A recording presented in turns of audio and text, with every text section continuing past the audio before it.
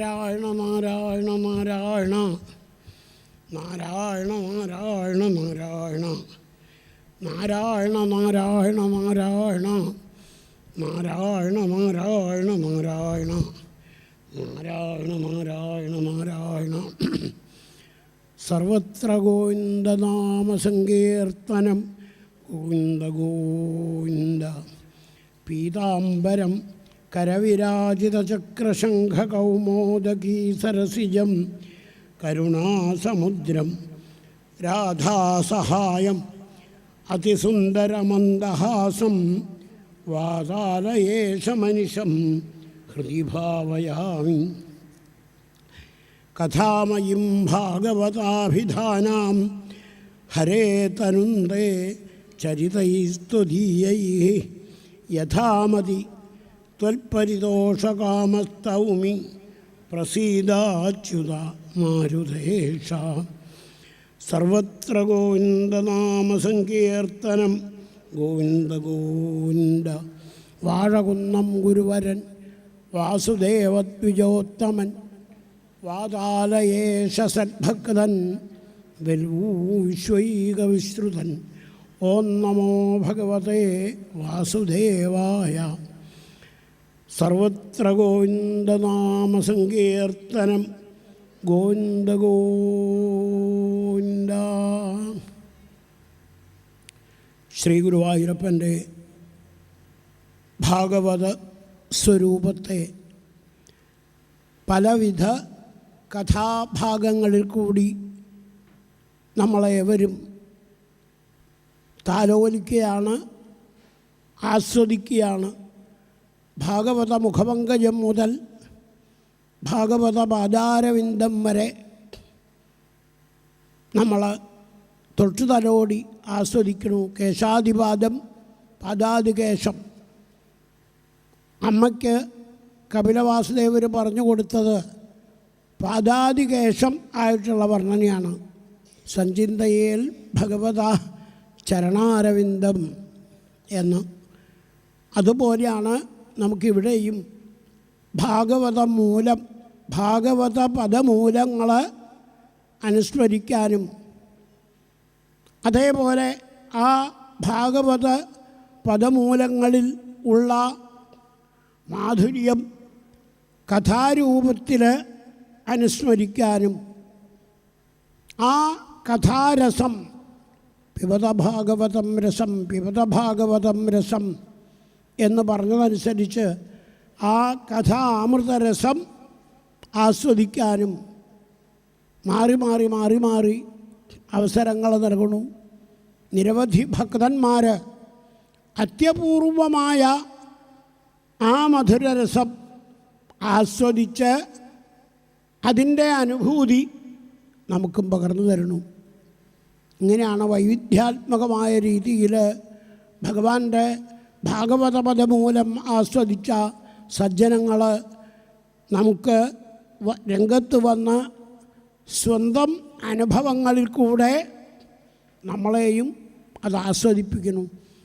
അത്യപൂർവമായ ചില ഭാഗവതത്തിലെ രസികത്വങ്ങൾ പിബത ഭാഗവതം രസം പിബത ഭാഗവതം രസം എന്ന് പറയുമ്പോൾ ആ രസം അതുപോലെ മറ്റൊരാളും ചിലപ്പോൾ ആസ്വദിച്ചിട്ടുണ്ടാവില്ല.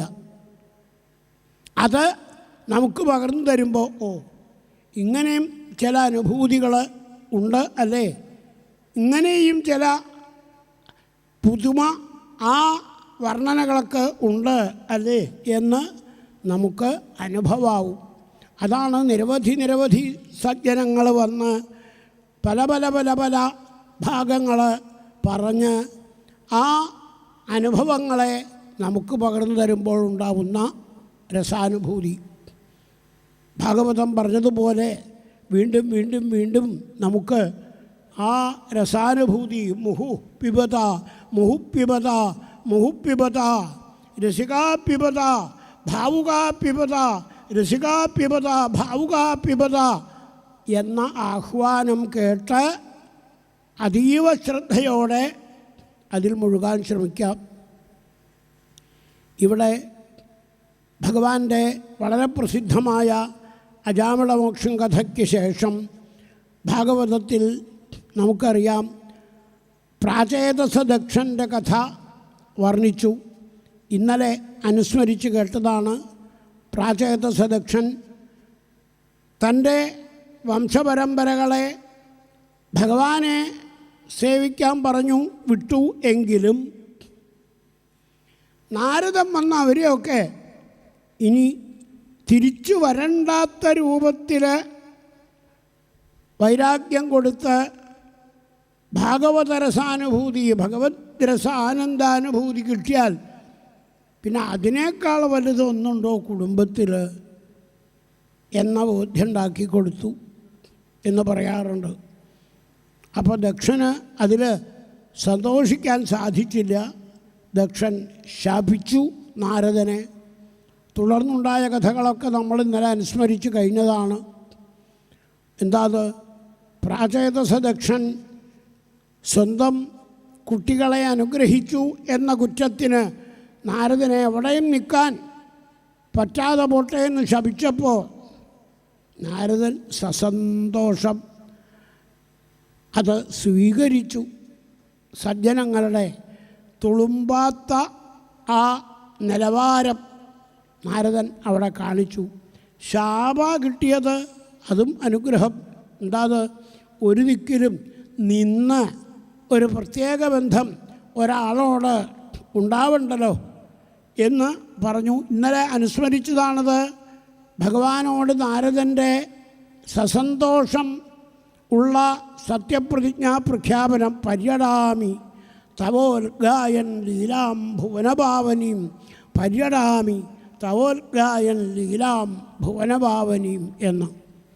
നാമാന്യനന്ദസ്യ തത്ര പഠൻ ഗുഹ്യാനി ഭദ്രാണി കൃതാനി ച സ്മരൻ ഗാംഭര്യണൻ തുഷ്ടമനാഗതസ്പൃഹ കാലം പ്രതീക്ഷൻ വിമതോ വിമത്സര എന്ന് നാരദനെ പറയുമ്പോഴൊക്കെ ഈ ശ്ലോകം നമുക്ക് അനുസ്മരിക്കാറാക്കി. വിമതനും വിമത്സരനുമായി ഭഗവാന്റെ നാമങ്ങളും ചൊല്ലി പോരാ, തൻ്റെ വീണ അത് ഏറ്റു ചൊല്ലണു. നമ്മളോടൊക്കെ ഇപ്പോൾ നാരായണ കവചായാലും അതുപോലെയുള്ള ഭാഗവതത്തിലെ കഥാകീർത്തനങ്ങളായാലും അജാമിളം വിളിച്ച നാമം ജപായാലും എല്ലാവരും ജപിക്കുക എന്ന് പറഞ്ഞാൽ അധികം ആളിലും ഒപ്പം ജപിക്കാറില്ല. നമുക്കറിയാലോ, സർവത്ര ഗോവിന്ദനാമ സങ്കീർത്തനം പോലും കുറച്ച് പേര് ജപിച്ചാലായി എന്നല്ലാതെ കൂട്ടം കൂട്ടമായിട്ട് ഉറക്കെ ഇത്രയും ആളുകൾ ജപിച്ചാൽ ഉണ്ടാകാവുന്ന ശബ്ദം നമുക്കറിയാം. അത് ഉണ്ടാവാറില്ല. എന്താ ചെയ്യുക? വേണ്ടത്ര അത് ഉള്ളിൽ തട്ടുന്നില്ല. അതേ സമയത്ത് ദേവന്മാർക്ക് ഇന്നലെ കഥ പറഞ്ഞപ്പോൾ നമ്മളെ ഓർമ്മിപ്പിച്ചു.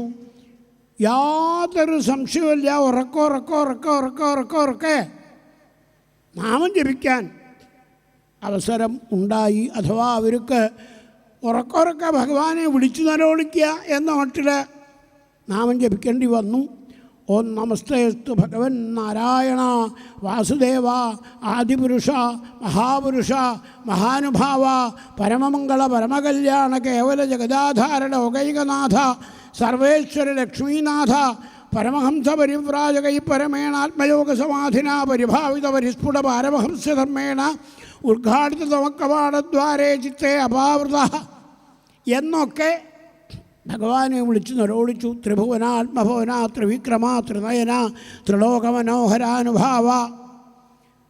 അവിടെ ശ്രീശുകൻ പറയുന്നുണ്ട്, ഭഗവാൻ എല്ലാവർക്കും നാമം ജപിക്കാൻ വേണ്ടി 16 സ്വരൂപം എടുത്ത് പ്രത്യക്ഷപ്പെട്ടു എന്ന്.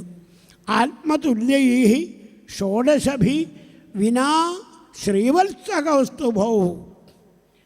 പ്രത്യക്ഷപ്പെട്ട ഭഗവാനും ഭഗവാന്റെ ഒപ്പം നാമം ജപിച്ചോട്ടെ ആളുകളെന്ന് കരുതി 16 സ്വരൂപം തുല്യരൂപം എടുത്ത് വന്ന കുറേ ഭഗവാന്മാരും.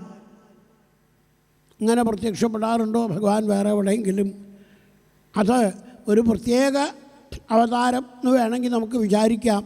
ഇതിനത് ഭക്തന്മാരെ കൊണ്ട് അജാമിളമോക്ഷം കഴിഞ്ഞിട്ട് നാമം ജപിക്കാത്തവരെ കൊണ്ട് ഉറക്ക നാമം ജപിപ്പിക്കാൻ ഭഗവാൻ തന്നെ അങ്ങോട്ട് വന്നു. ഇപ്പോൾ ഉണ്ണിക്കണ്ണമടിയിലെ എത്ര വിഗ്രഹങ്ങളാണ് അവിടെ നിശ്ചയില്ല.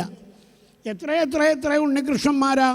ഇതുപോലെ ആത്മതുല്യ ഷോഡശഭി വിനാശ്രീവത്സകൗസ്തുഭവും സൂക്ഷിച്ചു നോക്കിയാൽ മഹാലക്ഷ്മിക്ക് പരിഭ്രമാവേണ്ട. ലക്ഷ്മി ശരിക്കും ഞാൻ ഒന്നേ ഉള്ളൂ, ബാക്കി എൻ്റെ ഒപ്പം വന്നതൊക്കെ എൻ്റെ പോലെ വേഷം കെട്ടിയ ആളുകളാണ്, പൗണ്ഡ്രക വാസുദേവന്മാർ എന്ന് വേണമെങ്കിൽ നമുക്ക് പറയാം. ഭഗവാനാവാൻ മോഹിച്ച് ഭഗവാന്റെ വേഷം കെട്ടി വന്ന ആളുകൾ.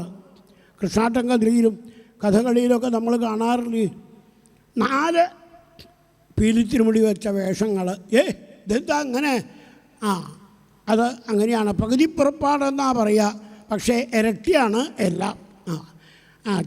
ചുവടുകളും ഇരട്ടി എടുത്തിട്ടുള്ള നൃത്തങ്ങൾ പകുതി പുറപ്പാടിൽ പ്രത്യേകമായിട്ട് കാണിക്കും.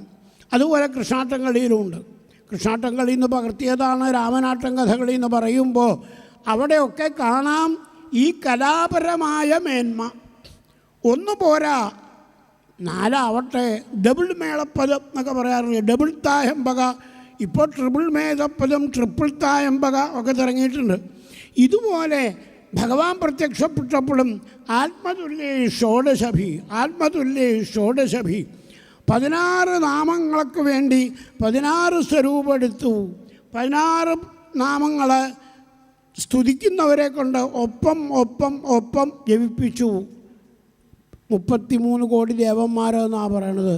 അവർക്ക് ആനന്ദമയം. അപ്പോൾ അതൊക്കെ ഭാഗവതത്തിലെ ചില പ്രത്യേകതകളായിട്ട് ശ്രീശുക ബ്രഹ്മർഷി കാണിച്ചു തന്നിട്ടുണ്ട്. നാരായണ കവചത്തിലെ 12 നാമങ്ങളുടെ കാര്യങ്ങൾ എടുത്തു പറഞ്ഞുല്ലോ ഇന്നലെ. അതുപോലെയാണ് ഈ ഭഗവാന്റെ 16 രൂപങ്ങൾക്ക് പ്രത്യേകം നാമങ്ങൾ കൊടുത്ത് ദേവന്മാരുടെ സ്തുതിയും. അത് വൃത്രാസുരനെ കണ്ട് പേടിച്ചിട്ട് നാമം ജപിച്ചതാണെന്ന് തന്നെ പറയാം. വൃത്രാസുരൻ ഭക്തിയുടെ ഏറ്റവും വലിയ രൂപം, ഹിമാലയത്തേക്കാൾ വലിയ ഒരു ഭക്തിയുടെ രൂപം ഭാരതത്തിലല്ലാതെ ലോകത്തിലെവിടെയും ഇനി കാണില്ല. ഗോവർദ്ധന പർവ്വതം ഹിമാലയത്തിന് എണീറ്റ് നിൽക്കാനാണ് അവകാശം കൊടുത്തതെങ്കിൽ ഗോവർദ്ധന പർവ്വതം വൃന്ദാവനത്തിൽ നമസ്കരിച്ചു കിടക്കണു. ഹന്തായ മദ്രിരബലാ ഹരിദാസവര്യ എന്ന ഗോപസ്ത്രീകൾ ആ നമസ്കരിച്ചു കിടക്കണ ഗോവർദ്ധന പർവ്വതത്തിൻ്റെ മഹത്വത്തെ ഹിമാലയത്തേക്കാൾ വലുതായിട്ട് വാഴ്ത്തുന്നു.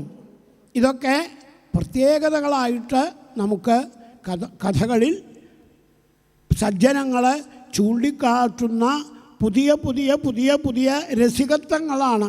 അപ്പോൾ 16 രൂപ എടുത്ത് ഭഗവാൻ വന്ന ദേവന്മാരെ കൊണ്ട് നിരവധി നാമങ്ങൾ ജപിപ്പിച്ചു. നാരായണ കവചമൊന്നും അവർ ജപിക്കുമെന്ന് തന്നെ നിശ്ചയില്ല, ആ നിലയ്ക്കായി. പക്ഷെ നാമം ജപിച്ചു. അത് കഴിഞ്ഞിട്ടാണല്ലോ വൃത്രാസുരവധവും മറ്റും. അപ്പോൾ പരീക്ഷിത്ത് ചോദിച്ചത്, ദേവന്മാരെ കൊണ്ടുപോലും ഉറക്ക നാമം ജപിപ്പിച്ച ആ വൃത്രാസുരനെന്ന മഹാൻ ആരാ? ദേവേന്ദ്രന് സിംഹാസനം കിട്ടി എന്ന് അവിടുന്ന് വിസ്തരിച്ച് പറഞ്ഞു. സിംഹാസനത്തിൻ്റെ ഒരു എന്താ പറയുക, അസിഹാരക്കൊതി, വൃത്തികെട്ട രൂപം പ്രാപിച്ച് അടുത്ത വന്നിരിക്കുമ്പോൾ പോന്നും അതിനെപ്പറ്റി എത്ര തള്ളി മാറ്റിയാലും അത് തൻ്റെ അടുത്ത് പിന്നെയും ദേവേന്ദ്ര ഞാൻ അടുത്ത് വന്നിരുന്നോട്ടെ എന്ന് പറഞ്ഞിങ്ങനെ വരികയാണെന്ന് തോന്നിയാലോ? അതൊരു സൈക്കോളജിക്കൽ വിഭ്രമം, മാനസിക വിഭ്രമമാണ് ദേവേന്ദ്രന് എന്നൊക്കെ പറയുന്നുണ്ട്. എന്തായാലും കസാരക്കൊതിയുള്ളവർക്കൊക്കെ ഇത് ഉണ്ടാവും എന്നാണ് ശ്രീശുകം പറയണത്. എന്ത്? ഒരു പിശാച് അടുത്ത് ഞാൻ വന്ന് മുട്ടിയിരുന്നോട്ടെ ദേവേന്ദ്ര എന്ന് ചോദിക്കും. കാണാൻ വയ്യ, നാറിപ്പൊളിച്ച ശരീരം, മേലിന്നൊക്കെ അത് താൻ ദൃഷ്ടുവാ, മേലിന്നൊക്കെ ചലം പൊട്ടി ഒലിച്ചിരിക്കണ ഒരു ഭയങ്കര പിശാചിൻ്റെ രൂപം, രക്ഷസോ പിശാചോ. എന്നിട്ട് പറയാ ഞാൻ അടുത്തിരിക്കാൻ ദേവേന്ദ്ര, ഒഴിവാക്കാൻ പറ്റണില്ല, അടുത്തിരിക്കണതൊട്ട് ഇഷ്ടമല്ല. ഇതാണ് ദേവേന്ദ്രൻ്റെ അവസ്ഥ. അധികാരക്കൊതിയുള്ളവർക്കൊക്കെ ഈ അവസ്ഥ അനുഭവിക്കേണ്ടി വരും എന്ന് ഭാഗവതം മനഃശാസ്ത്രപരമായിട്ട് നമ്മളെ ഓർമ്മിപ്പിച്ചു. അപ്പോഴാണ് പരീക്ഷിത്ത് പറയണത്, അതൊക്കെ അവിടെ ഇരിക്കട്ടെ ഗുരുനാഥ, എനിക്ക് കേൾക്കേണ്ടത് ആരായിരുന്നു ഈ വൃത്രാസുരൻ ഇത്രയും ഭക്തിയോടെ യുദ്ധക്കളത്തിൽ വെച്ച് പ്രാണനാഥ പ്രാണനാഥ പ്രാണനാഥ എന്ന് ഭഗവാനെ സ്വന്തം ഗോപികളെ വിളിച്ചതുപോലെ വിളിക്കാറാവണമെങ്കിൽ അതൊരു ചില്ലറക്കാരനല്ലല്ലോ. അപ്പോഴാണ് ചിത്രകേതുവിൻ്റെ കഥ പറഞ്ഞത്. ചിത്രകേതു എന്ന മഹാരാജാവ് സകല ഐശ്വര്യങ്ങൾ ഉണ്ടായിട്ടും അനവധി 16,108 അല്ല ഇവിടെ പറയേണ്ട, കോട്യ എന്നാണ്. തസ്യ ഭാര്യാസഹസ്രാണാം സഹസ്രാണി ദശ അഭവൻ. 10,000 × 1000 കോട്യ എന്ന് വ്യാഖ്യാതാക്കന്മാർ എഴുതിയിട്ടുണ്ട്. 1 കോടി ഭാര്യമാർ, അവരാരും പ്രസവിക്കാത്ത അത്ര വലിപ്പമുള്ള സങ്കടം, ദുഃഖം, വിഷമം അതും മനസ്സിലേറിക്കൊണ്ട് സജ്ജനങ്ങൾ വന്നപ്പോൾ അദ്ദേഹത്തെ അല്ലെങ്കിൽ അവരെ സ്വീകരിച്ചു. അപ്പോൾ ചോദിച്ചു, എന്താ അങ്ങക്ക് മനസ്സിന് വല്ലാത്തൊരു വിഷമം? അപ്പോൾ പറഞ്ഞു, എന്തൊക്കെ ഉണ്ടായിട്ട് എന്താ കാര്യം, എനിക്ക് സന്താനമില്ല. അത് ഇവിടത്തേക്ക് ചോദിക്കാണ്ട് തന്നെ അറിയാം. എന്താണെന്ന് ചോദിക്കുമ്പോൾ ഒക്കെ മനസ്സിലാക്കിക്കൊണ്ടാണ് അവിടുന്ന് വരുന്നതെന്നും അറിയാം. എന്തെങ്കിലും ഒരു വഴി, മനസ്സമാധാനത്തിന് ഒരു സന്താനം ഉണ്ടാവാനുള്ള വഴി എന്നെ തുറന്നു പറയട്ടെ, ഇവിടുന്ന് പറഞ്ഞു തരണം. അങ്കിരസ് പറഞ്ഞു, സാരമില്ല, നമുക്കൊരു യാഗം തുടങ്ങാം, സങ്കല്പം സന്താനം ഉണ്ടാവൽ മാത്രം. ശരി, യാഗം തുടങ്ങി. ഒരു ഉണ്ണി ഉണ്ടായി. യാഗത്തിന് കിട്ടിയ പായസം അങ്കിരസ് രാജാവിന് കൊടുത്തു. രാജാവ് സന്തോഷം കൊണ്ട് മതിമറന്ന് അതൊന്ന് ആഘ്രാണിച്ച് പത്നിക്ക് കൊടുത്തു. പക്ഷേ കോടി ഭാര്യമാരുണ്ടെങ്കിൽ ആർക്ക് കൊടുക്കും എന്നൊരു പ്രശ്നമില്ലേ? അത് സാരമില്ല എന്ന് വിചാരിച്ച ആദ്യ ഭാര്യയ്ക്കാണല്ലോ കൊടുക്കേണ്ടത്. 1 കോടി ഭാര്യമാരുണ്ടെങ്കിൽ ആദ്യം വിവാഹം കഴിച്ച കൃതദ്യുതി എന്ന പത്നിക്ക് പായസം കൊടുത്തു. അവർ അത് കഴിച്ചു, ഗർഭം ധരിച്ചു, പ്രസവിച്ചു. ഒക്കെ വേഗം വേഗം ശ്രീശുഖം പറയുന്നുണ്ട്. അപ്പോഴൊന്നും കുഴപ്പമില്ല. പ്രസവിച്ച ഉണ്ണിയെ നോക്കുന്ന കാര്യത്തിലും സകല പ്രസവിക്കാത്ത സ്ത്രീകൾക്കും ആദ്യമൊക്കെ ആനന്ദമായിരുന്നു. പക്ഷേ രാജാവ് ഒന്ന് ശ്രദ്ധിച്ചിരുന്നെങ്കിൽ മതിയായിരുന്നു. രാജാവ് തീരെ ശ്രദ്ധിച്ചില്ല. അമ്മമാരുടെ തൻ്റെ ഉണ്ണിയോടുള്ള സ്നേഹം ചെറിയമ്മമാരുടെയും, ഒരമ്മയും ബാക്കി 1 കോടിയിലൊന്ന് കുറവുള്ള ചെറിയമ്മമാരുമാണല്ലോ, അത് സന്തോഷമായിട്ട് തന്നെ കരുതി. പക്ഷെ അവർക്ക് അവരുടെ സന്തോഷം വെറും അഭിനയം മാത്രമായിരുന്നു എന്ന് സ്വയം കണ്ടെത്താൻ കഴിഞ്ഞു. അവരുടെ അന്തഃപുര മീറ്റിങ്ങിൽ കൃതജ്ഞത കേൾക്കാതെ ബാക്കിയുള്ളവരൊക്കെ സംസാരിക്കാൻ തുടങ്ങി. എന്ത്, നമുക്കിങ്ങനെ ആയാൽ മതിയോ, നമുക്കിങ്ങനെ ആയാൽ മതിയോ, നമ്മുടെ ഭർത്താവ് നമ്മളെ തിരിഞ്ഞു നോക്കണില്ല, ഉണ്ണിയും ഉണ്ണിയുടെ അമ്മയും കൂടി രസമായിട്ട് വർത്തമാനം പറഞ്ഞിരിക്കണു, രാജാവ് അവരോടും വർത്തമാനം പറഞ്ഞിരിക്കണു, നമ്മളൊക്കെ ഇവിടെ ദാസ്യാദാസീവ ദുർഭഗാഹ, ഇത്രയും ഭാഗ്യം കെട്ട് രാജാവിൻ്റെ ദാസിയാവാം, അദ്ദേഹത്തിന് വേണ്ടതൊക്കെ ചെയ്യാം. അതും പോരാ, രാജാവിൻ്റെ ദാസിയായി നിൽക്കേണ്ടുന്ന, ആദ്യ പത്നിയുടെ ദാസിയായിട്ടും നിൽക്കേണ്ടുന്ന ഒരു ഗതികേടല്ലേ ഇന്ന് നമുക്ക്. ഇത് നമുക്ക് സഹിക്കാൻ വയ്യ. എല്ലാവരും പറഞ്ഞു, ശരിയാത് നമുക്ക് സഹിക്കാൻ വയ്യ. ആട്ടെ, ഇതിനൊരു പരിഹാരം വേഗം കാണണല്ലോ. പരിഹാരമൊക്കെ ഉണ്ട്. ആരാ അത് പറഞ്ഞത്? അപ്പോൾ കൈ വെക്കണ്ടേ ആരെങ്കിലും ധൈര്യമായിട്ട്? എന്താ പരിഹാരം? എന്താ ഇപ്പോൾ ഇവിടെ പ്രശ്നം? ഉണ്ണി ഉണ്ടായതല്ലേ. രാജാവ് നമ്മളെ നോക്കാത്തത് ഉണ്ണി കാരണമല്ലേ. അതിനു മുമ്പ് രാജാവ് നല്ല സ്നേഹത്തോടെ നമ്മളെയൊക്കെ നോക്കിയിരുന്നില്ലേ, നമുക്ക് വേണ്ടതൊക്കെ ചോദിച്ചു തന്നും ഇരുന്നില്ലേ. ഇപ്പോൾ ഉണ്ണി ഉണ്ടായപ്പോഴല്ലേ രാജാവ് ഉണ്ണിയുടെ അമ്മയെ മാത്രം ലാളിക്കുക, അവരോട് മാത്രം വർത്തമാനം പറയുക, നമ്മളെ അവഗണിക്കുക വന്നത്. അതുകൊണ്ട് നമുക്ക് തീരുമാനിക്കാം, എന്തുണ്ടായപ്പോഴാണോ നമ്മളോടുള്ള അവഗണന തുടങ്ങിയത് അതങ്ങോട്ട് ഇല്ലാണ്ടാക്കാം. അപ്പോൾ സമ്മതിച്ചു എല്ലാവരും, ഉണ്ണി ഉണ്ടായപ്പോഴാണ്, എന്നാൽ ശരി ഉണ്ണി ഇല്ലാതാക്കാം. കൈയടിച്ച് പാസ്സാക്കി ഭൂരിപക്ഷം കിട്ടിയോന്നൊന്നും ചോദിക്കേണ്ട. ഭൂരിപക്ഷം ഏതിനും കിട്ടും, പ്രസംഗിക്കാൻ കഴിവുള്ള രണ്ടാളുണ്ടെങ്കിൽ. ഇവിടെ ഇപ്പം അങ്ങനെയാണ്. ഉണ്ണിയെ കൊല്ലാം, ഉണ്ണിയെ കൊല്ലാം, ഉണ്ണിയെ കൊല്ലാം. ഒരു കൂസലുമില്ലാണ്ട് സകല സ്ത്രീകളും കൂടി തീരുമാനിച്ചു എങ്ങനെ കൊല്ലും. അപ്പോൾ കംസൻ്റെ മന്ത്രിസഭയെന്ന് ശ്രീകൃഷ്ണനെ കൊല്ലാൻ എന്തു വേണമെന്ന് ഗൗരവമായിട്ടുള്ള ആലോചിച്ചപ്പോൾ ഒരുത്തി അവിടുന്ന് പിന്നൊന്ന് എണീറ്റെന്ന് പറഞ്ഞു, ഞാനേ ഇവിടെ വനിതാ മന്ത്രിയായിട്ട് ഇങ്ങനെ കൂടണത് വെറുതെയൊന്നുമല്ല, ഞാനതിനൊക്കെ സൂത്രം കണ്ടിട്ടുണ്ട്. എങ്ങനെ കൊല്ലണം? പ്രസവിച്ച മുറിയിൽ പോയിട്ട് കുഞ്ഞിനെ കൊല്ലാൻ ഞാൻ പ്രത്യേകം പഠിച്ചതാണെന്ന് വിചാരിച്ചോളൂ, ഞാൻ അതിനൊക്കെ വഴി കണ്ടിട്ടുണ്ട്. ഓ, പൂതന എന്ന വനിതാ മന്ത്രി ദൈവാധീനം കൊണ്ട് അന്ന് അവിടെ കംസൻ്റെ മന്ത്രിസഭയിൽ ഒരാളെ ഉണ്ടായിരുന്നുള്ളൂ. ശ്രീശുഖം പറയണു, ഗരം ദതു കുമാരായ.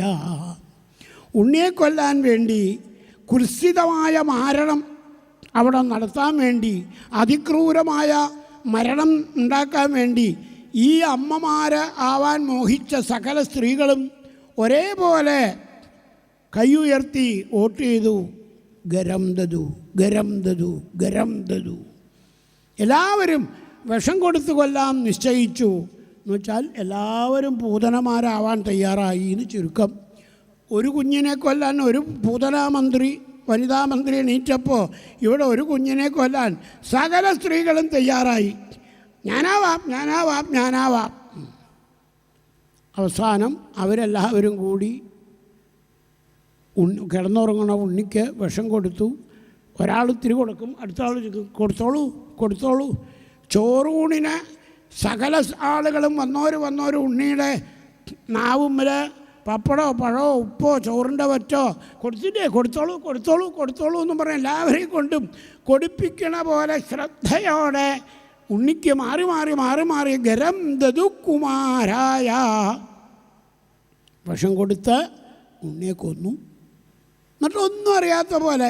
എന്താ അഭിനയം!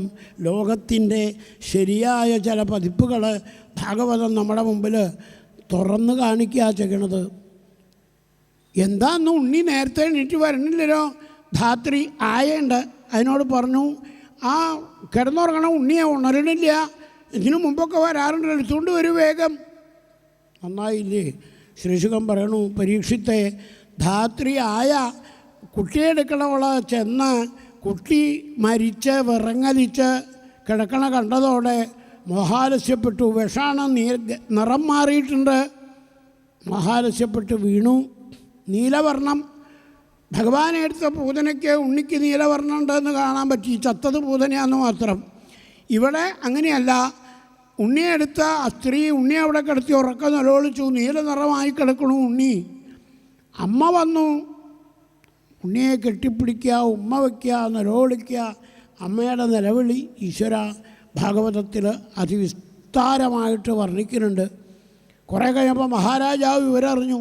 അദ്ദേഹം ഓടി കിതച്ച് വന്ന് ഉണ്ണിയുടെ ശവത്തിൽ നിന്ന് വീണ് ആ ഉണ്ണിയുടെ ശവം കെട്ടിപ്പിടിച്ച് അദ്ദേഹം കരയണു.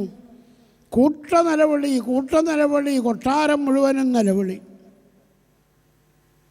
അപ്പോൾ നമുക്ക് ആലോചിക്കാം എന്താ കൊട്ടാരത്തിലെ കഥ എന്ന്. കൊട്ടാരത്ത് ശങ്കുണ്ണി എന്ന് പേരുള്ള മഹാൻ ഐതിഹ്യമാലയിൽ തമാശക്കഥ ഇടയ്ക്ക് എഴുതാറുണ്ട്. അതിൽ പറയുന്നുണ്ട്, ഇതുപോലെ ഒരു നടുവിൽപ്പാട്, മുട്ടസ്സമ്പൂരി തുടങ്ങിയ ചില ഫലിതക്കാരുണ്ടായിരുന്നു. അവരുടെ കഥ പറയുമ്പോൾ എന്താ അത്, അവിടെ ഒരു കഥ ഇങ്ങനെയാണ് പറയണത്. മുട്ടസ്സമ്പൂരി അവിടെ ഒരാളുടെ കുട്ടി മരിച്ചു, കുട്ടി മരിച്ചു, കുട്ടി മരിച്ചു എന്ന് കേട്ടിട്ട് വന്നു. കിണറിലാണ് വീണിട്ടാണ് കുട്ടി മരിച്ചതെന്ന് കേട്ടിട്ട് ഓടി വന്ന് ഓരോരുത്തർ കിണറിലേക്ക് ചാടുക അത്രേ. എവിടെ കിണർ കണ്ടോ അതിലേക്കൊക്കെ ആളിൽ ചാടുക. രാജാവിൻ്റെ കുട്ടി മരിച്ചു, രാജാവിൻ്റെ കുട്ടി മരിച്ചു, രാജാവിൻ്റെ കുട്ടി മരിച്ചു. അപ്പം മുട്ടസ്സമ്പൂരി വന്നിട്ട് ഇതുപോലെ ചാടാൻ നോക്കുമ്പോൾ എല്ലാ കിണറും നിറഞ്ഞിരിക്കുക. എന്താ ചെയ്യുക? ആകെ വിഷമിച്ചു. ആവലാതി പറഞ്ഞു ഇത്രേ, എല്ലാ കിണറിലും അധികം ആളുകളാണ്, അതുകൊണ്ട് ഞാൻ കുറച്ച് ദൂരെ പോയിട്ട് ആരുമില്ലാത്തൊരു കിണറ്റിൽ പോയി ചാടുക എന്ന് വെച്ചാൽ അപ്പോൾ അവിടെ രാജാവിൻ്റെ കുഞ്ഞിനെ എടുക്കാനെന്നും പറഞ്ഞ് ചാടിയവരൊക്കെ കൃത്രിമമായി സ്നേഹം അനുഭവിക്കുന്നവരാണ്, സ്നേഹം പ്രകടിപ്പിക്കുന്നവരാണ് എന്ന് വ്യക്തമാക്കാനാണ് കൊട്ടാരത്ത് ശങ്കുണ്ണി നമ്പൂരി ഫലിതം എന്നും പറഞ്ഞ് അദ്ദേഹത്തിൻ്റെ ആ ഐതിഹ്യമാല പുസ്തകത്തിൽ ചേർത്തത്. അതാണ് ഇപ്പോൾ ഇവിടെ ശ്രീശുകൻ ഉദാഹരിച്ച് പറയുന്ന രീതിയിലുള്ള കഥയിലും. സകല ആളുകളും വരിക, നുറക്ക നിലവിളിക്കുക തുടങ്ങിയല്ലോ. സങ്കടമില്ലാത്തവരും നിലവിളി അഭിനയിക്കുക. അപ്പോൾ ഈ കുട്ടിയെ കൊന്നവരോ അജ്ജോ അവർക്ക് വേണ്ടി ഇന്നത്തെ ഭാഷ പറഞ്ഞാൽ കുറേയധികം ഉള്ളിയും പച്ചമുളകും ചിലവായിട്ടുണ്ടാവും. കരച്ച് കണ്ണീര് വരുത്തി കരയാൻ വേണ്ടി. എന്തിനാ? അപ്പോഴാണ് അന്ന് ഉണ്ണിയെ കൊടുത്ത അംഗിരസ് മഹർഷി താൻ ഒറ്റയ്ക്ക് പോയാൽ ശരിയാവില്ല, നാരദൻ്റെ എന്തെങ്കിലും സൂത്രവിദ്യ വേണ്ടി വരും. നാരദനെയും കൂട്ടിക്കൊണ്ട് അവിടെ വന്നു. വീണാവാണി നാരദനെയും അംഗിരസിനെയും കണ്ടിട്ടും രാജാവിന് ഉണ്ണിയെ കെട്ടിപ്പിടിച്ച് നിരോധിക്കുന്ന സങ്കടത്തിൻ്റെ ആധിക്യം കൊണ്ട്, ആരാ നിങ്ങൾ വന്നിരിക്കുന്നത്? മഹർഷിമാരാണ്, എന്നെ അനുഗ്രഹിക്കാനാണോ? ഈ ആപത്തിൽ ദുഃഖത്തിൽ വീണ ആണ്ടുപോയ എന്നെ ഇവിടുന്ന് കരകയറ്റാൻ വന്നതാണോ എന്നൊക്കെ പറഞ്ഞു കരഞ്ഞു. നാരദൻ അംഗിരസിനോട് പറഞ്ഞു, ഞാൻ പറയാം. അപ്പോൾ അംഗിരസ് പരിചയപ്പെടുത്തി, ഞാൻ അംഗിരസ് അങ്ങയുടെ ഉണ്ണിയെ തന്ന ആളാണ്, ഇത് നാരദനാണ്. ഉറക്ക കരഞ്ഞു രാജാവ്. അപ്പോൾ നാരദൻ അംഗിരസിനോട് പറഞ്ഞു, അങ്ങ് പറയണ്ട, ഞാൻ സംസാരിക്കാം. മഹാരാജാവേ, എനിക്ക് ചിത്രകേതു മഹാരാജാവിനെ കാണാൻ തോന്നിയത് അങ്ങയുടെ തലയിലെഴുത്ത് വായിക്കാൻ സാധിക്കുന്നുണ്ട്.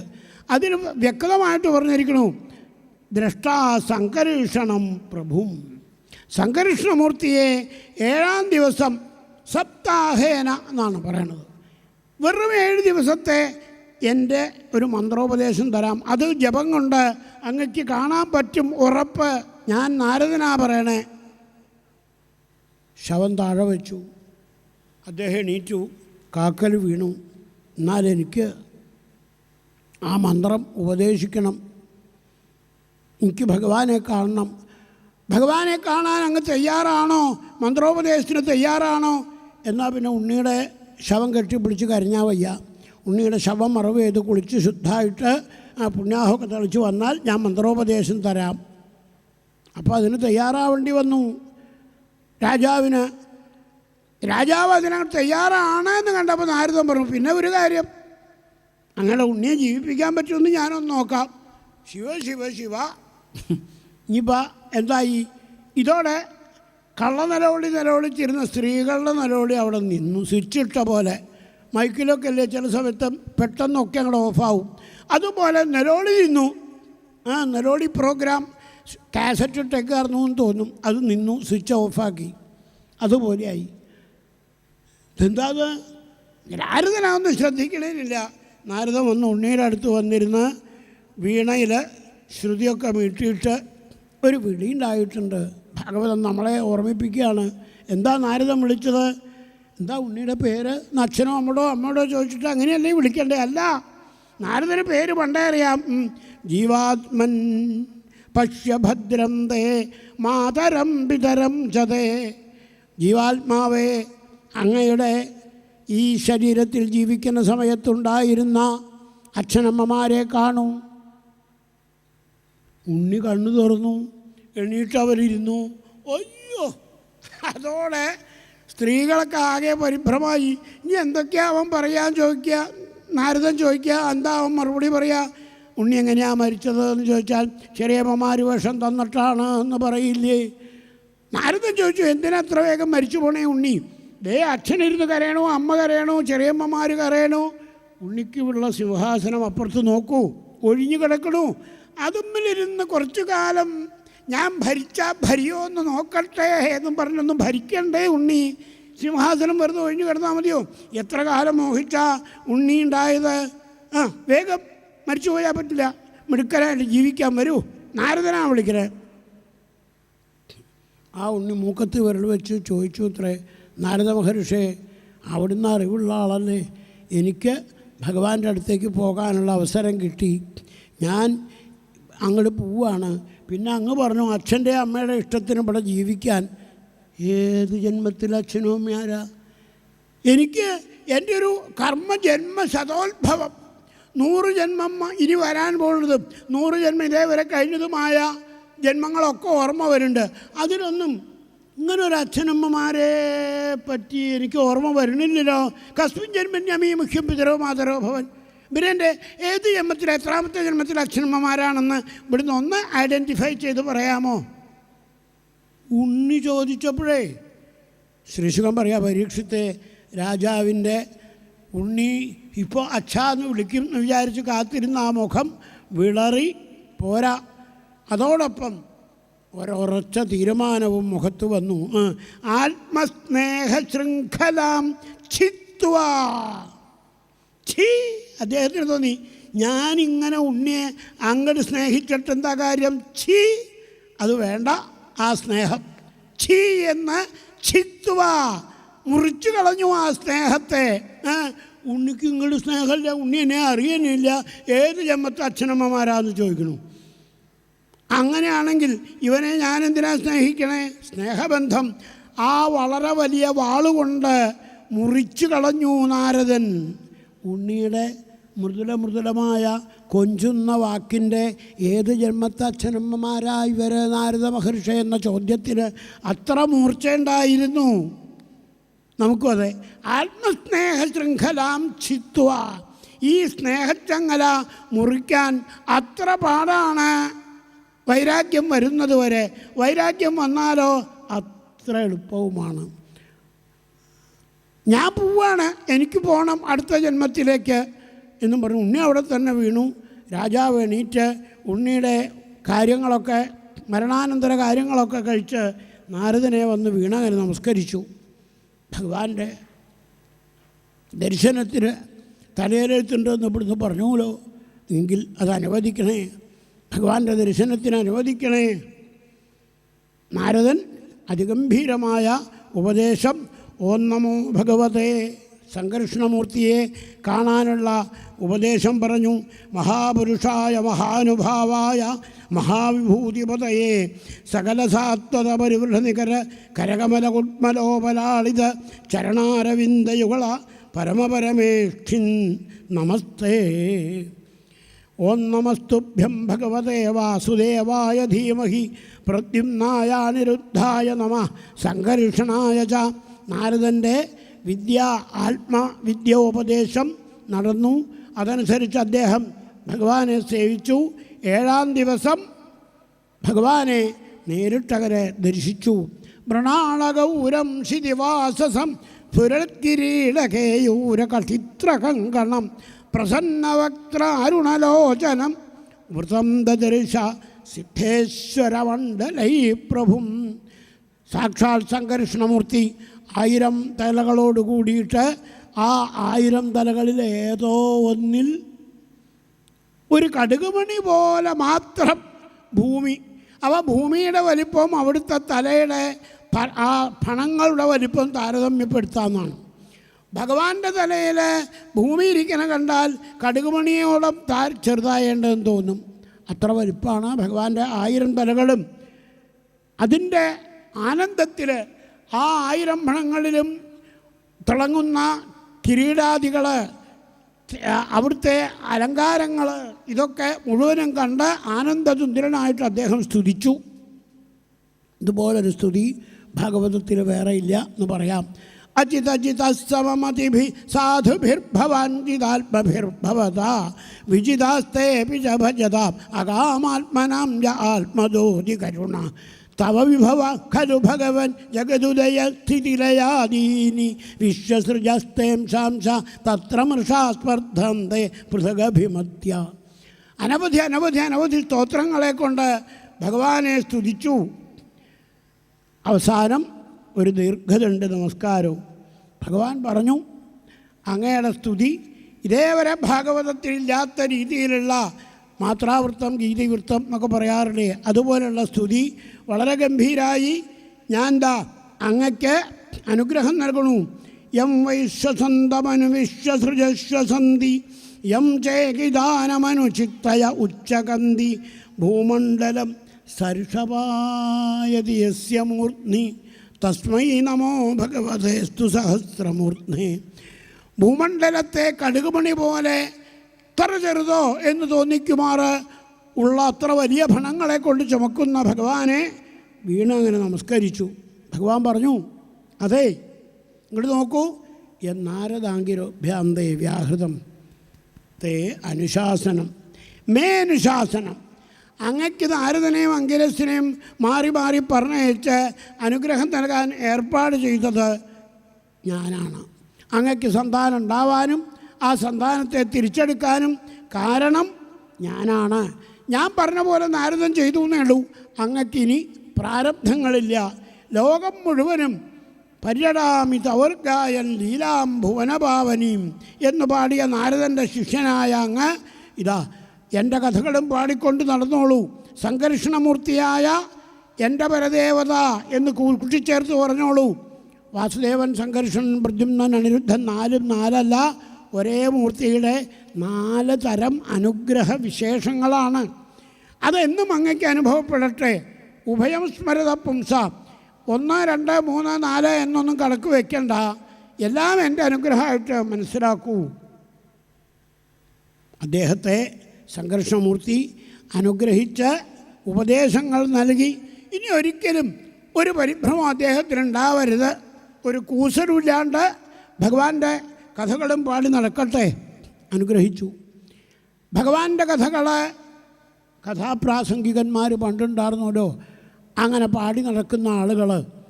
അതുപോലത്തെ ആദ്യത്തെ ആൾ നാരദൻ്റെ ശിഷ്യൻ. നാരദൻ ഒരാളെ ഉണ്ടായിരുന്നുള്ളൂ. ഇപ്പോൾ നാരദൻ ഒരു ശിഷ്യനെയും കൂടി കിട്ടിയെന്നർത്ഥം.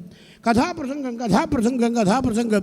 ഏത് ഉത്സവ സ്ഥലത്തും ചിത്രകേതു വരും, ഭഗവത് കഥകൾ പാടും, ആളുകളെ ആഹ്ലാദിപ്പിക്കും. ഒരു ഫീസും അങ്ങോട്ട് കൊടുക്കാതെ അവിടെ വേണമെങ്കിൽ ആ ദിവ്യ സന്നിധാനത്തിൽ എത്ര എത്ര എത്ര എത്ര സമ്മാനങ്ങൾ ഇങ്ങോട്ട് കൊടുക്കണോ അത് കൊടുത്ത് അദ്ദേഹം യാത്ര പറഞ്ഞു പോകും. ഇങ്ങനെ തുടങ്ങി കഥാപ്രസംഗക്കാരൻ വരിക, അമ്പലത്തിന് വേണ്ടുന്ന സൗകര്യങ്ങൾ, സമ്മാനങ്ങൾ, സംഭാവനകൾ മുഴുവനും കൊടുക്കുക. അദ്ദേഹത്തിൻ്റെ ചെലവിലാണ് എല്ലാം. ഉത്സവത്തിൻ്റെ ചെലവ് മുഴുവൻ കഥാപ്രസംഗക്കാരൻ്റെ വക. ഹരികഥാകാലക്ഷേപം എന്നൊക്കെ പണ്ട് അഥവാ അടുത്ത കാലം വരെ നടന്നിരുന്നു. ഇപ്പോഴും കഥാപ്രസംഗത്തിന് പ്രത്യേകമായിട്ട് ട്യൂഷനും അല്ലെങ്കിൽ അതിന് പ്രത്യേകം കോളേജ് പോലെയുള്ള ഏർപ്പാടുകളൊക്കെ തുടങ്ങിയിട്ടുണ്ട്. അതൊക്കെ ഭാരതത്തിൽ മാത്രമേ കാണുള്ളൂ എന്നർത്ഥം. അത് ഭഗവത് കഥകൾ പാടി നടന്ന നാരദൻ്റെയും ഈ ചിത്രകേതുവിൻ്റെയും പാരമ്പര്യമായിട്ട് നമുക്ക് ഇന്നും മറക്കാണ്ട് സൂക്ഷിക്കാനുള്ളതാണ് കഥാപ്രസംഗം. കഥാപ്രസംഗം വഴി ഉത്സവത്തിന് മോടി കൂട്ടുക. അങ്ങനെ സഞ്ചരിക്കുമ്പോൾ പരീക്ഷത്തെ അദ്ദേഹം വൃത്രാസുരനായത് എങ്ങനെയും തന്നെ ചോദ്യം. അത് ഒരു ചെറിയ സംഭവമാണ്. എന്താ അത്? അദ്ദേഹം കഥാപ്രസംഗം പാടി പാടി പലയിടത്തും നടന്ന് കൈലാസത്തിൻ്റെ മുകളിൽ കൂടെ പോവായിരുന്നു. അപ്പോൾ താഴെ ഒരു ചിത്രം കണ്ടു. ശിവശക്തിയുക്ത യതി ഭവതി ശക്തപ്രഭവിതും നചേദേവം ദേവോ നഖലു കുശല സ്പന്ദിതുമപി എന്ന് ശങ്കരാചാര്യർ പറഞ്ഞ തത്വത്തെ ലോകത്തിന് ചിന്മുദ്ര കൊണ്ട് കാട്ടിക്കൊടുത്ത് പാർവതിയെ തൻ്റെ മടിയിലിരുത്തി മഹാദേവൻ നാരദാദികളാകുന്ന സജ്ജനങ്ങൾക്ക് ഗുരോസ്തു മൗനം വ്യാഖ്യാനം ഉപദേശിക്കുന്നു. ദക്ഷിണാമൂർത്തിയാണ്, അതേസമയത്ത് പാർവതി മടിയിലുമുണ്ട്. ചിന്മുദ്ര പിടിച്ചിട്ടുള്ളതുകൊണ്ട് ദക്ഷിണാമൂർത്തിയാണ്. ഉപദേശം നിശബ്ദമായിട്ട് ചെയ്യുന്ന ദക്ഷിണാമൂർത്തി. ആ മുദ്രയിൽ ത്രിപുടീനാശേ ജീവപരയോരൈക്യം, ത്രിപുടീനാശേ ജീവപരയോരൈക്യം എന്ന വ്യാഖ്യാനം മനസ്സിലാവണവർ മനസ്സിലാക്കാം. അപ്പോൾ മനസ്സിലാവണവരൊക്കെ തല കുലുക്കി നിശബ്ദമായിട്ട് അവിടുന്ന് ഉപദേശിക്കുന്നു. അതാണ് ഗുരോസ്തു മൗനം വ്യാഖ്യാനം. ശിഷ്യാസ്തു ശനകാദികളുണ്ട്, മഹാഗംഗേമന്മാരൊക്കെ ഉണ്ട്. ഛിന്ന സംശയം, അവർക്ക് ഒന്നും അങ്ങോട്ട് ചോദിക്കണം തോന്നണില്ല. അതുപോലെയാണ് പാർവതി പരമേശ്വരന്മാർ ചിന്മുദ്രയിൽ നിശബ്ദമായി ഉപദേശം ചെയ്യണത്. ഇത് കണ്ടുകൊണ്ട് വന്ന ചിത്രകേതു വിമാനത്തുനിന്ന് ഇറങ്ങാതെ താൻ ഇറങ്ങിയ അവിടുത്തെ ആ നിശബ്ദതയ്ക്കും പാർവതി പരമേശ്വരന്മാരുടെ ഉപദേശം സ്വീകരിക്കുന്നതിനൊരു ശല്യം ഉണ്ടാക്കണ്ടെന്ന് കരുതി വിമാനത്തിലിരുന്നു. ഒന്ന് സ്തുതിക്കാണ്ടും വയ്യ. ഭഗവതി പരദേവതേ പ്രസീദ ത്രിപുരഹരപ്രിയ വല്ലഭേ ഭവാനി അശരണമതിദീനം ആനതം മാം സകൃതകലോകയ ശീതളൈരപാംഗൈ എന്ന മട്ടിൽ ശ്രദ്ധ ആകർഷിക്കാൻ 2 വാക്ക് പറഞ്ഞു. എന്താ അത്? ലോകം അത്ഭുതത്തോടെ കാണേണ്ടതാണിത്. ഭാര്യ മടിയിൽ വെച്ചുകൊണ്ട് ഇതാ വലിയ ഉപദേശം നൽകണു. കേൾക്കണവർക്ക് ആർക്കും ഒരു സംശയവുമില്ല. ഇങ്ങനെ വേറെ എവിടെയാണ് കാണുക? ഇതാണ് ശബ്ദം ഉണ്ടായത് ചിത്രകേതു വിമാനത്തുനിന്ന്. എല്ലാവരും ആരാ വിമാനത്തുനിന്ന് വിളിച്ചു പറയണത് നോക്കി. പാർവതി പെട്ടെന്ന് മഹാദേവൻ്റെ മടിയിൽ നിന്ന് എണീറ്റു. അവിടത്തേക്ക് ഇത്തിരി ദേഷ്യം വന്നോ എന്ന് തോന്നും. നീ എന്നെയും ഭർത്താവിനെയും ഇവിടെ ഇരിക്കുന്ന ആളുകളെയൊക്കെ അവഗണിക്കണ പോലെ സംസാരിക്കുകയാണല്ലേ? അത് നിൻ്റെ വിഷ്ണുഭക്തനാണെന്നുള്ള അഹങ്കാരം കൊണ്ട് വന്നു പോയതാണ് കേട്ടോ ഉണ്ണി. അമ്മ പറയുക നിന്നോട്, നീ ഒരു അസുരൻ്റെ രജോഗുണ തമോഗുണ സ്വഭാവമുള്ള ആളുടെ ജന്മം എടുത്ത് ഈ അഹങ്കാരം ഒന്ന് കുറഞ്ഞ് പിന്നെ വീണ്ടും ഇതുപോലെ നടന്നോ? അമ്മയുടെ ശാപം. മഹാദേവൻ എന്താ പാർവതി ഇതെന്ന് ചോദിക്കണമെന്ന് വിചാരിച്ചപ്പോഴേക്കും ശപിക്കുക കഴിഞ്ഞു. വേഗം ചിത്രകേതു വിമാനാഥ വരിക്ഷസ പ്രസാദയാമാസ സതി. പാർവതീ പരമേശ്വരന്മാരുടെ കാക്കൽ വീണ് പറഞ്ഞു, അമ്മേ പ്രതിഗൃഹാമിതേ ശാപം ആത്മനോജ്ജലന അംബികയെ. അമ്മയുടെ ശാപം ഞാൻ ഒരനുഗ്രഹമായിട്ട് സ്വീകരിക്കുന്നു. ഭഗവത് കഥകളും പാടി നടക്കുക ലോകത്ത് എന്നല്ലേ അമ്മ പറഞ്ഞത്? ചെയ്തോളാം. ദാ അടിയൻ അസുരനാവാനുള്ള അനുഗ്രഹം തന്നു.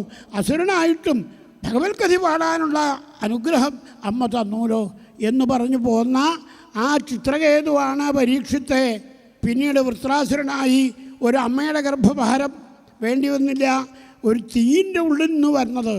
തീയിൽ മുളച്ചത് വെയിലത്ത് പാടില്ല എന്ന് പറയണത് പോലെ വൃത്രാസുരൻ്റെ ആ ഭക്തിയുടെ മാഹാത്മ്യത്തെ പ്രഖ്യാപിക്കുന്ന രംഗം 33 കോടി ദേവന്മാരും അസുരന്മാരും ഭാഗവതത്തിൽ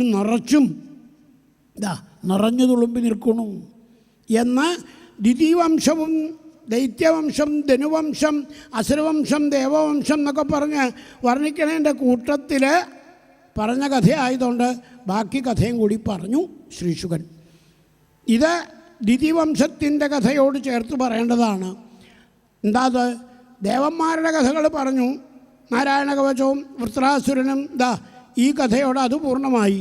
ദിതിദേവി ഒരിക്കൽ ഭർത്താവിനോട് പറഞ്ഞു അത്രേ, ഇവിടുത്തേക്ക് എന്നോട് വേണ്ട പോലെ ഇഷ്ടമൊന്നുമില്ല, എന്നാൽ എനിക്ക് ചില മോഹമുണ്ട്. എന്താ മോഹം പറഞ്ഞോളൂ. എനിക്ക് ദേവേന്ദ്രനെ കൊല്ലാൻ പാകത്തിനൊരു മകൻ ഉണ്ടാവണം. എൻ്റെ ഇടത്തിയുടെ മകനെ ഞാൻ ശരിയാണോ പറയണത്? അന്താ വിടണ്ട, പരിഭ്രമിച്ച് നോക്കേ വേണ്ട. അതാണ് എൻ്റെ ആവശ്യം. പൂസവനവ്രതം അനുഷ്ഠിക്കുക, ഭഗവാനെ പൂജിക്കുക, ദമ്പതി പൂജയായിട്ട് കാല് കഴിച്ച് പൂജിക്കുക മുതലായ ഇതൊക്കെ വേണം.